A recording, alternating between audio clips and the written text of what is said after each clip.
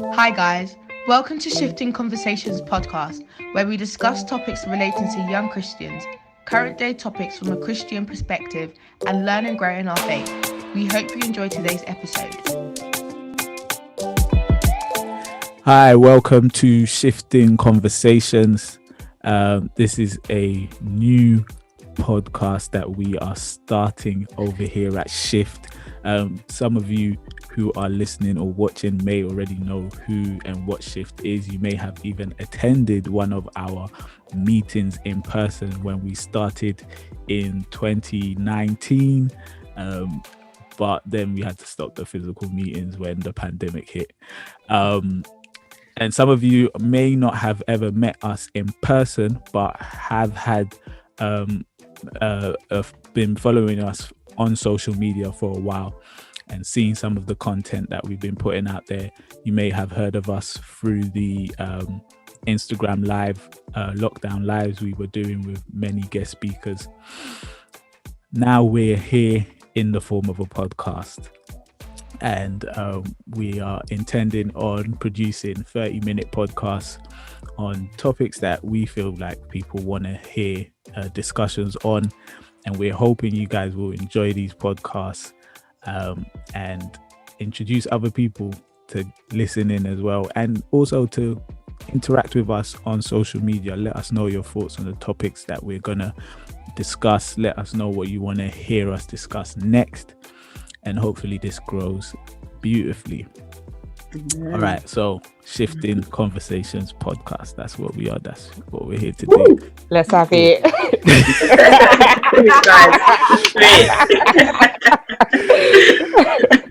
So I'm gonna let everybody introduce themselves. I'll start. My name is Joshua. If you've been to the meetings that we had in person, you may recognize me because there's been a couple of occasions where I've basically been like presenter. And then if you've watched some of our lockdown lives, you may recognize me from that, where I've been speaking to our guest speakers and trying to squeeze the juice and the good stuff out of them. And I'm 26 and I'm currently working as a litigator. Hi everyone, I'm Josette. I'm 22 years old and I'm currently a social worker. Welcome. I'm Dorcas. I'm 24 and I currently work as a work coach. My name is Alfred. I'm 19 and I'm currently studying economics at university. Hi guys, my name is Inez. I'm 18 and I'm currently studying politics and economics at university too. Great. So we've got the introduction bit out the way. We've got the boring bit out the way. We want to get straight to the meat. We want to get to the nitty gritty. Yeah, exactly. So, the first topic on Shifting Conversations that we wanted to discuss is being born in a Christian household. And parents and then parents assuming their children are Christian or are of the same faith. Right. Assumptions. Big assumptions. Yeah, I think the key word there is definitely assumptions. Mm-hmm. So everybody here was born into a Christian family, am I correct? Yeah. Pretty much. Cool. I know for me it's even a double layer because not only was it a Christian family, but my parents were pastors. So it's a times two. It's a and it is a strange experience where it's like there is a default assumption of how things are maybe in your home and maybe at church, but then in environments where maybe people don't necessarily know your family or know that you're Christian, that assumption isn't there or that default setting isn't there. And the complete like difference of maybe life inside the house or inside church compared to outside of it and just growing up with that constant dichotomy is quite weird. How do you guys feel that has shaped your lives? But personally, for me, it's literally been my life. So growing up in a Christian household, um, there's certain expectations, there's certain belief systems. I feel like I'm getting straight into it already. But like, if you go and pierce your ear, it's like, so no, go and try and do even to be wearing pattern tights or something. It's a no. All of these things. And but you grow up and you see your friends doing it whilst you're at school, and you're like, oh, they're doing it. Why can't I? But that understanding, it's just like, so your perspective on life, your perspective on what is okay and what is not okay is greatly influenced by growing up in a Christian household. Of course, whichever household you're born in, it's going to shape, like how you are and what you see. But specifically, the issue of the assumption that your parents assuming that you are already a like full-fledged Christian, even though you're a child that is still being molded, like your environment is still having an effect on you. Your parents behaving and acting as if you are already a full-blown highly developed Christian. Yeah. just purely because of the fact that you are their child, not because of anything else, not because of anything they've heard or seen, but just purely because of the fact that you are their child. How has that affected you? In one way or another, I think we've all kind of grown up, obviously, in a Christian household. And from the get-go, as long as I can remember, Sunday, there's nothing else. You're going to church on Sunday. So, Sunday is church day. Sunday, don't think of anything else. People having birthday parties on Sundays. You're not going. You're going to church. And there's this constant kind of routine throughout your whole life that Sunday is church. Nothing else kind of matters. You are by force, because I'm, as a parent, I'm going to church. You're coming with me, and we kind of keep that up until, I think everyone's different, but like for me, it was around until 16, where it was by force, it was church. There was even at some points where I was even going to Catholic church as well because of school anyway. So it was either way, by force, whether you like it or not, you are a Christian and you're going to follow the Christian norms. And I think to some extent it's kind of good and it's nice to have that kind of structure, but you get to a certain age where you kind of realize, what are my own individual kind of belief systems? Do I agree with everything, or am I just kind of Christian because this is what I've been conditioned to know since I was young? I think getting to that age, for me, it was around 16 where I was like, am I really going to continue conforming to this? Can you continue to pressure me into going to church on a Sunday, or am I going to find out what works for me? It was quite interesting to get to that point. Your point about the Sunday thing being church day, yeah, I will never forget, because I remember when I was younger, I didn't play for a football team right until I think I was like 10, right? I had an Irish friend, and his dad he knew that I was good because I had started playing for the primary school team. So he brought me along to play for his son's team, right? And I played that season and it was brilliant. I had a fantastic season. But that was the year before football goes from being played on Saturdays to Sundays. So I played the preseason, yeah, and I was amazing in the preseason. They put me in a new position and I was fantastic there. I didn't even know I could play that position. Then the season itself started, and then my friend, his dad, he's an Irish Catholic man, right? So he understands like religion and everything, but he's like, Josh, no, like we need you to play. You need to come to some. He's like, you need to come to some sort of arrangement with your parents. He's like, you need to come to some sort of arrangement with your parents, right? Because we need you to play. But I couldn't bring myself to tell this man that there's no way I'm ever coming to play again. That one season, that's it. I'm never coming to play again, because there's no way in heaven or hell that I'm convincing my parents that I should play football on a Sunday. And I remember I didn't hold a resentment about it for too long because I knew beforehand that that's just the way things are. But for a little while, it pained me that like all my friends are going to play football on Sunday, and then I knew it wasn't even on the table. Like not It's even just one not Sunday a possible. month, and then maybe the other 3 I'll go to church. It was just it was not possible. So yeah. But anyone else, what have your experiences been? How have you felt? How have you felt? Have you felt like it's been too the assumption has been too overbearing, or did you even realize that assumption was taking place, or you just thought it was a normal thing that happened? For me, the assumption was never really a thing that occurred to me or occurred to my parents, because when you think about it, you don't realize like what the actual term of being saved is. You don't actually realize what salvation actually is.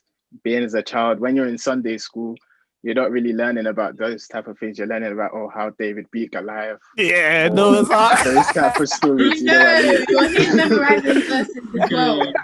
So you don't actually come to a realization of that until you were growing up in the faith and you realize, oh, I have to actually make a decision here. Yeah. So that's what I personally think. Yeah. I think with me personally, I think my upbringing around like obviously being like in a Christian household was a bit like laissez-faire, like in the sense that my mum didn't really like enforce it on me so much like growing up. Like as a child, like obviously she was going to take me to church every single Sunday, like obviously because I'm a kid, like there's no arguing about that. But I think when I sort of like started secondary school, maybe like even like year 8, year 9ish, around like that sort of age, like it never really felt any forced. I just sort of wanted to go like for myself, and I don't think my mum made like any assumptions. It was just like we just sort of went with it kind of thing. So it's like she didn't really tie me down like, oh, like you're going to church every single Sunday. She just be like, oh, Anna, you're gonna come to church with us. I'd be like, oh yeah. And then like obviously as time went on, it's like it just became like part of like my normal routine, but it wasn't really like a routine kind of thing, if that makes sense. But it wasn't so strong-headed. Yeah. Go on, Dorcas. So I remember when I actually gave my life to Christ, and that was when I was 12 years old. So basically, from birth or whenever till 12, whatever I was doing it wasn't me really being a Christian or anything. Like, honestly speaking, I remember the day that I gave my life. I remember the room that I was in. I remember the auntie that led me to giving my life. I remember the people that I was with. And that's what makes me know as well. That's when I made that decision for myself. The fact that I can remember every single detail about it. And I clocked when I gave my life, I knew at that moment I had made this decision for myself, and no one had forced me into it. At that point, I was like, yeah, no one's forced me into anything. I truly understand what I'm doing. I know why Jesus came. I know that now I'm reconciled back onto God through the blood of Jesus Christ. And I know that I now want a relationship with him and to pursue righteousness. And so I want to now give my life to Christ. Whereas maybe before then, I didn't have that particular understanding of what salvation is and what it looks like.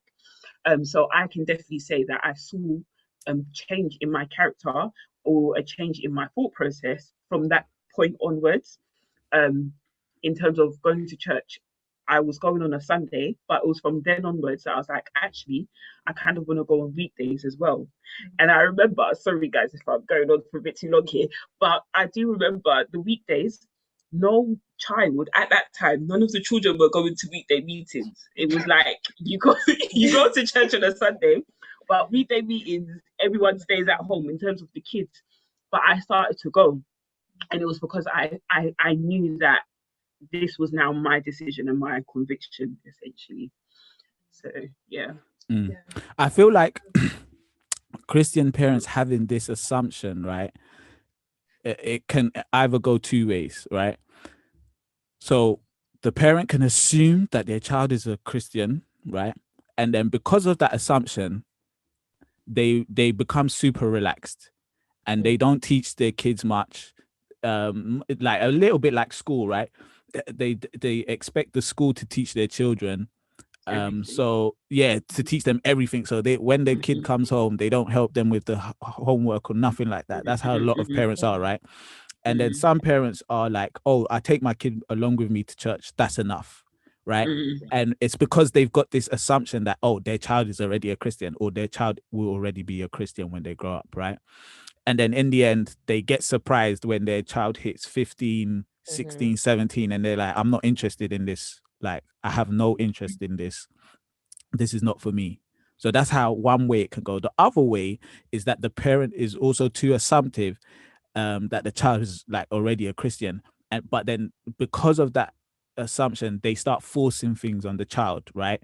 Before the child can even really make a choice.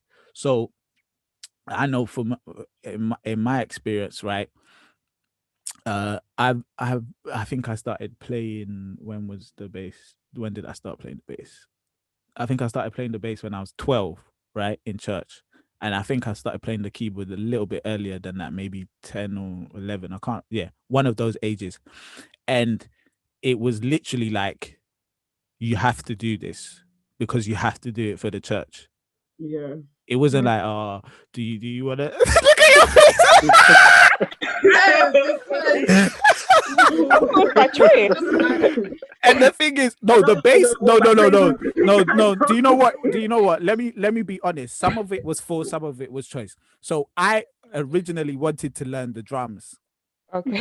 But the church already had a drummer. There was no necessity for drums. So my parents basically tricked me and said, no, you have to, if you want to learn the drums, you have to learn the piano first. So that's how I ended up on the piano. I had no interest in learning the piano. Deceived. Then eventually, whilst I was learning the piano, I realized that, no, I want to learn the bass. So that bit was a choice, right? And maybe I would have never got to making that choice if I never went to the piano first. Because if I just got my drums straight away, maybe I would have never been interested in any other instrument. So there's a bit of a mix and match. But you see my point there. It's like a necessity has been forced on you for a certain purpose, right? And it reminds me of this verse because I've heard this verse used by my own parents. So I know this is in the back of their mind, right?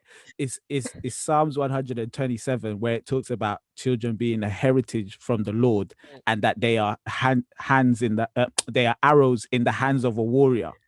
And I feel like certain parents take that and it's like, yeah, I'm just gonna be using my I'm just gonna be using my children. I said arrow in the hand. In my quiver. Yeah.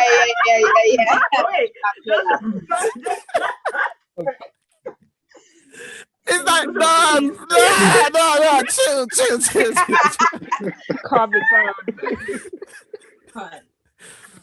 You know? So it could have a two-way effect. Learn as well.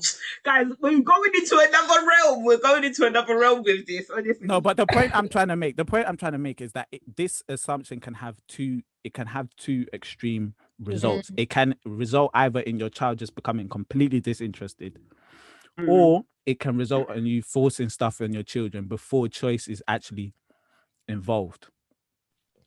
And I think either of those can potentially be not good, right? So Josh, in terms of go on.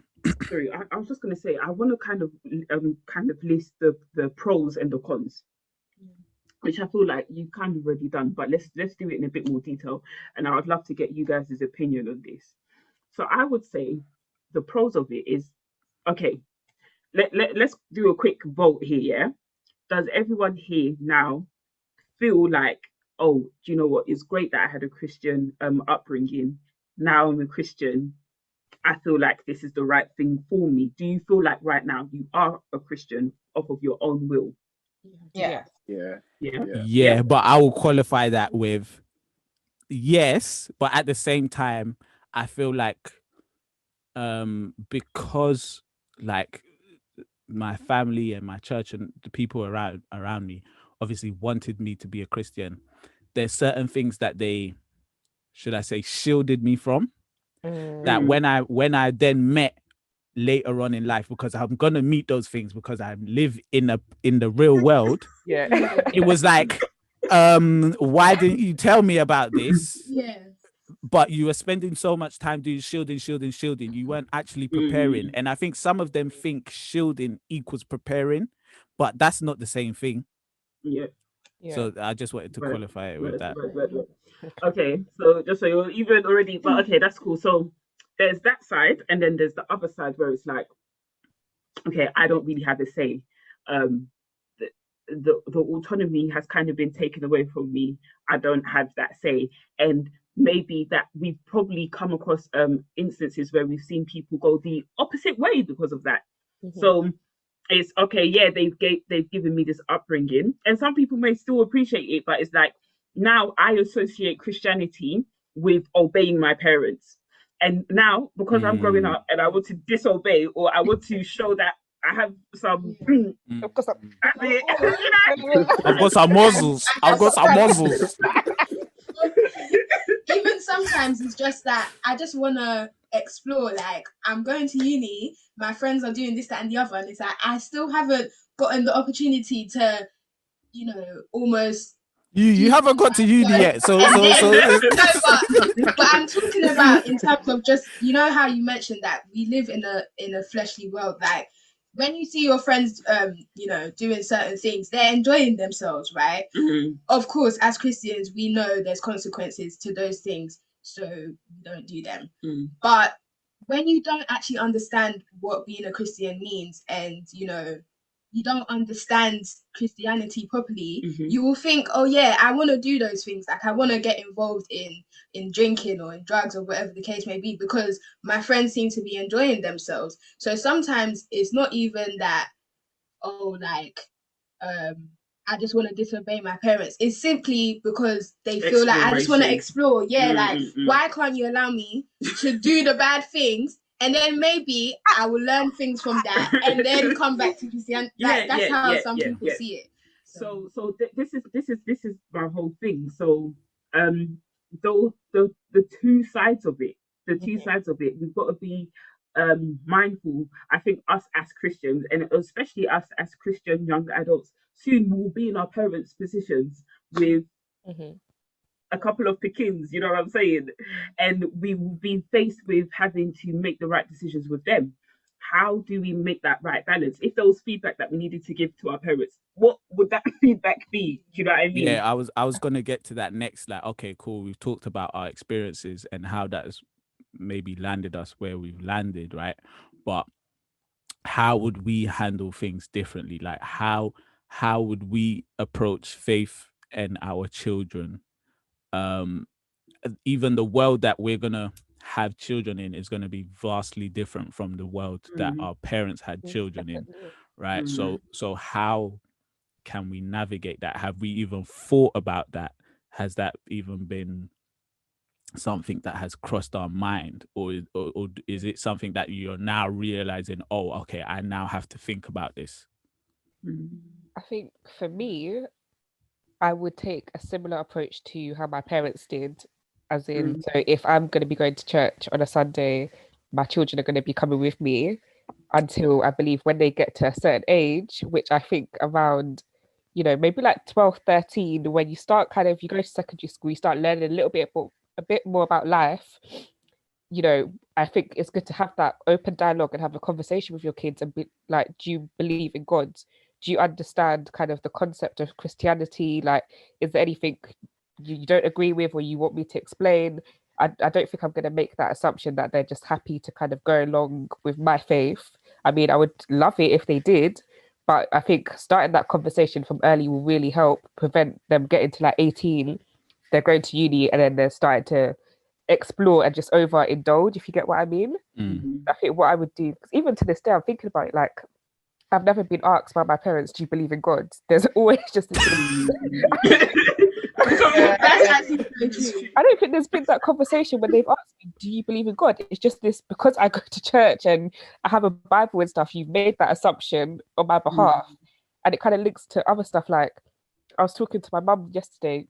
I said, you can't just assume everyone wants to get married. You can't just assume everyone wants to have children. And when we get to the age where, you hit a certain age and you're not married or you don't have children, they're going to be like, what's going on? But you never asked. You So when will you marry? You marry, church, I want to marry. Like, When will you marry?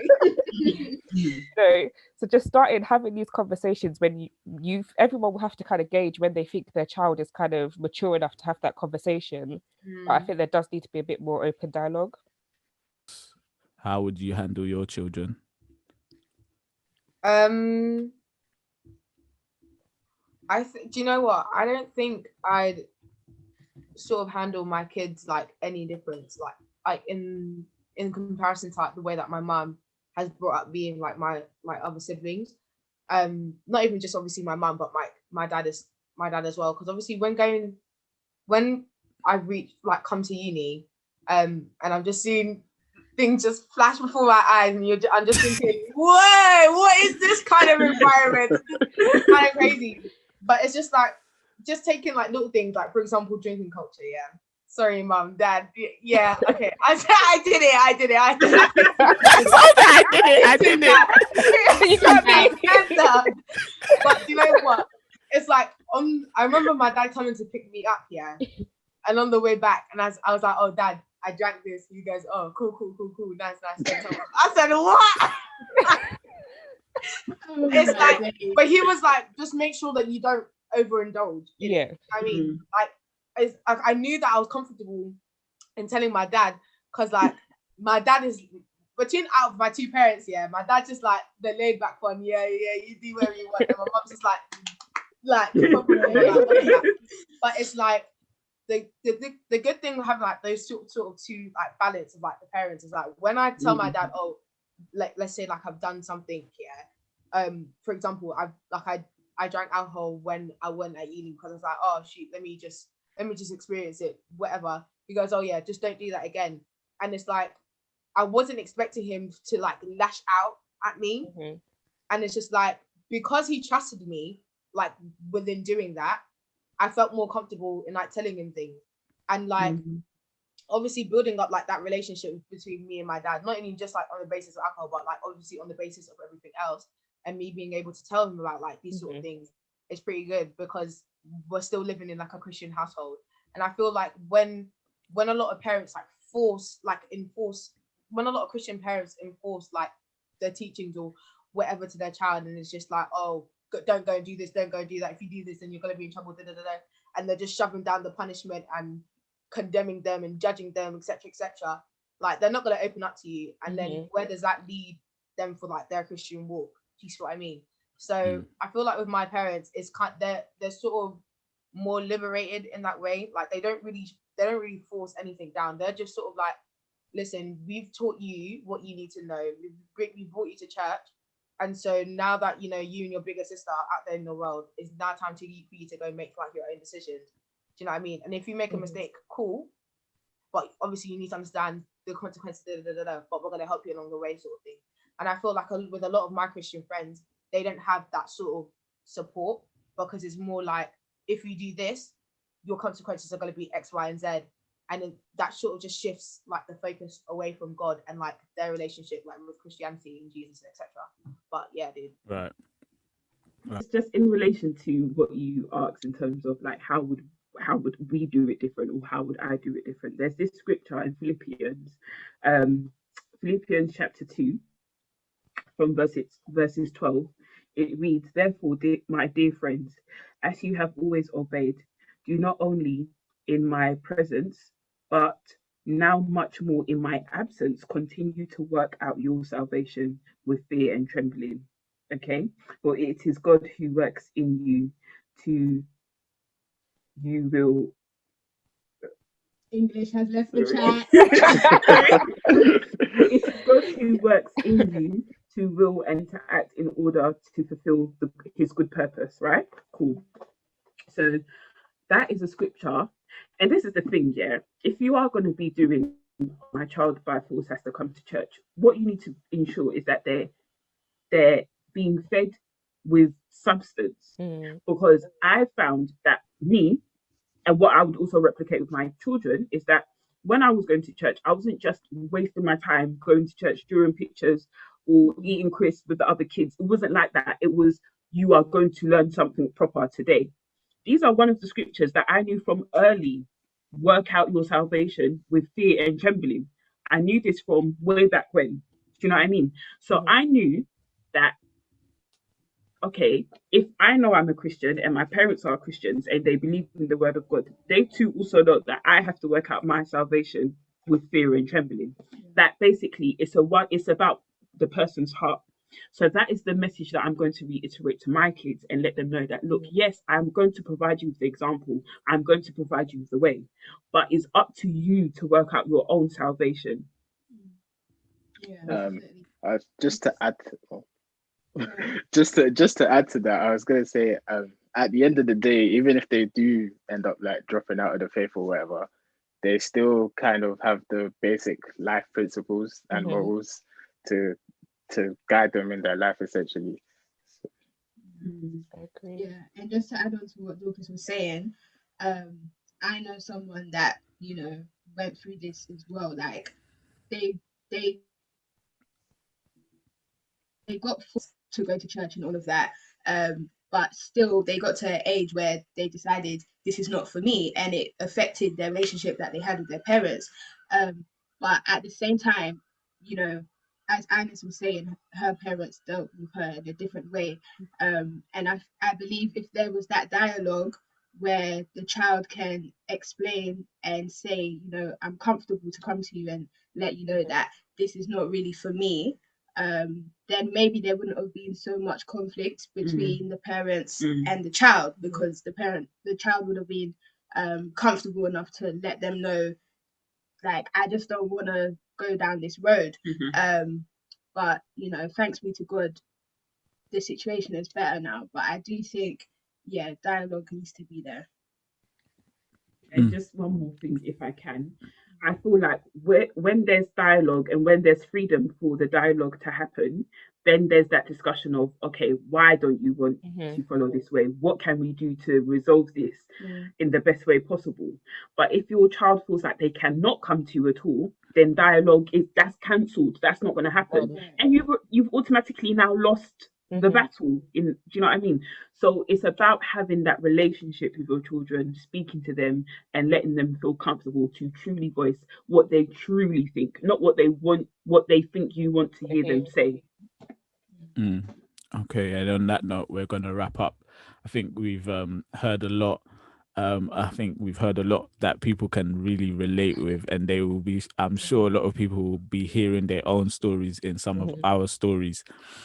Just to bring it to a close, I think in terms of answering the question, how would I approach my children? I would I would look at my children as people I need to evangelize to. So I'm not going to assume anything on them. I'm going to actually approach them as people I need to evangelize to. And yeah, I might take them to church, and yeah, they might be in Sunday school and all of that. That's good. But I'm going to be very much aware that that is not enough to keep my children in the faith, and that I have to do an actual job, make it part of my job of parenting to convince my children that what I'm presenting them is the best thing that they can possibly have, is the most prized possession that they can possibly have. And then there's this verse of Ephesians chapter 6 verse 4 where it says, fathers, don't provoke your children, but bring them up in the counsel and discipline of the Lord. And that word counsel, another word is like the advice, right? And so I want my children to know that they can come to me, first of all, for advice. And then of course, I'm going to advise them in the Lord. And I'm hoping that they will be able to see that this advice is the best type of advice out there, and that they will grow up and have this aspiration to be like their parents who give them the best advice. And they will recognize that the only reason why their parents give them the best advice is because they are taking advice from the Lord. So for me, I'm going to look at it as I need to convince rather than force or, anything like that. But we're going to end it there. I hope you've enjoyed episode 1. If you're watching on YouTube, subscribe to our channel. What's all the YouTube stuff? Like, subscribe. comment. One at a time. One at a time, please. One at a time. Like, comment, subscribe. Okay, like, comment, share, and subscribe. At the bar, You didn't hear this, guys. Yeah. Okay. Like, comment, subscribe, yeah. Okay, like, comment, subscribe. Okay, that's it. Brilliant. Do all of that. If you're listening on this is gonna be on Spotify, it's gonna be on Apple Podcasts, it's gonna be everywhere. Yeah. So if you're on there, subscribe to the podcast. Subscribe to the podcast on whichever place you're listening to it or you are hearing it. And I think we might as well throw up these episodes on IGTV as well. So share it. If you're watching it on IGTV, share it as well. Let people know. Please interact with us, comment, discuss. If you've watched the episode and you want to comment on it on Twitter, use the hashtag shifting conversations and at shift_HY.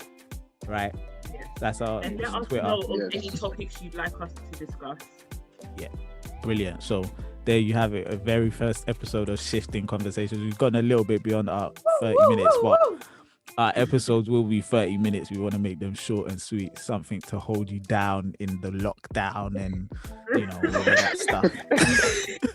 All right, guys, thank you for joining us. We look forward to seeing you in the next episode. Bye. All right. Bye. Bye.